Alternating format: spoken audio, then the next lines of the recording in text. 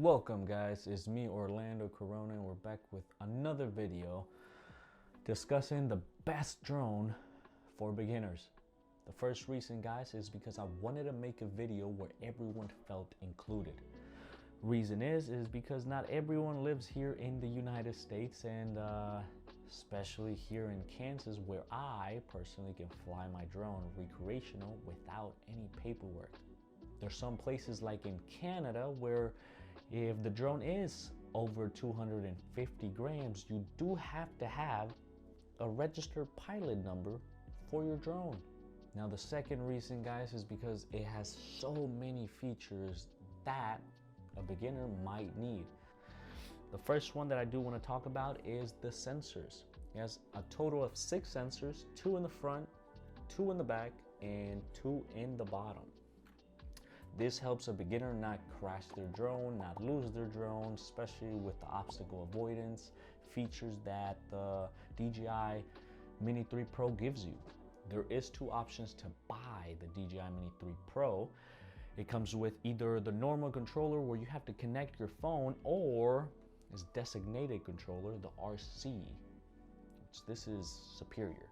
And coming in at a whopping $909.99 plus taxes here in the US, you get the drone itself and the RC controller that I fell in love with. Now coming in at $759, if you are in a budget, you can get the DJI Mini 3 Pro in all its features, but with the controller that you do have to plug in your phone. Now I decided to go with the RC for one reason, because I seen other friends have to be struggling with that controller, their phone not being charged, their phone dying, and personally to me, I use my phone for everything. I use my phone to connect, to network, to post on my social medias on a constant daily basis, so I need my phone to be charged. That is the reason that I decided to go with the RC. Now there are some other features that the RC has than your normal controller, such as a very time-consuming thing that the other one has. You can customize the way the actual drone flies, which way goes up and down, which joystick does what, but also you have 2 buttons in the back, where if you are running out of battery or you're running out of time, trust me, you're gonna be running out of battery quick, especially when you're flying this little thing everywhere. You want to be as efficient as possible.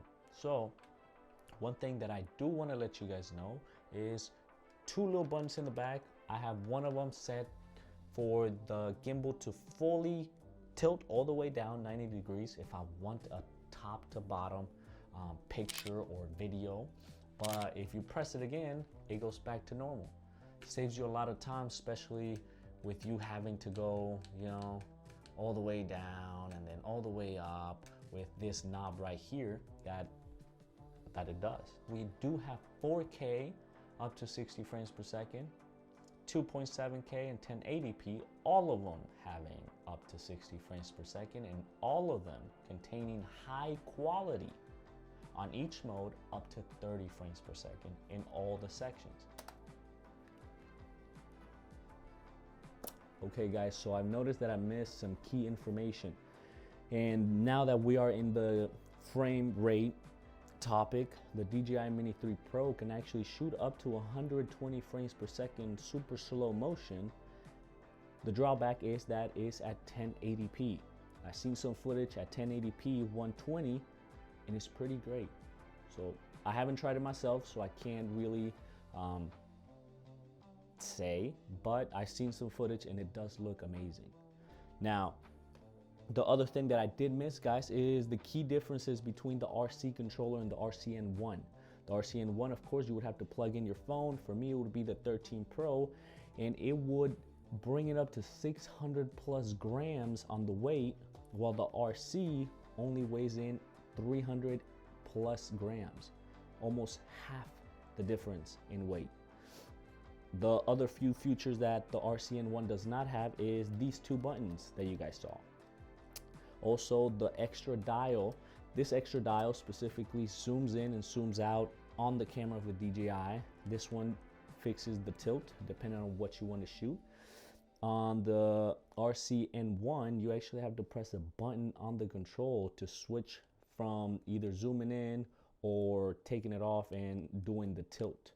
Now, if you're trying to do some really creative movements, it's almost near impossible to do both of them and have both of your fingers on the joysticks controlling the movement that you're trying to do. Now, those are the main key differences, and I just wanted to let you guys know because the video did not feel right without that information. Anyways, now we can go back to the show. There's many features, guys. Like I said before, it has obstacle avoidance, especially with those 6 sensors that it has. On top of that, you can change a lot of camera settings, a lot of video settings, and also how sensitive your controllers are, how fast you want it to turn or how slow you want it to turn.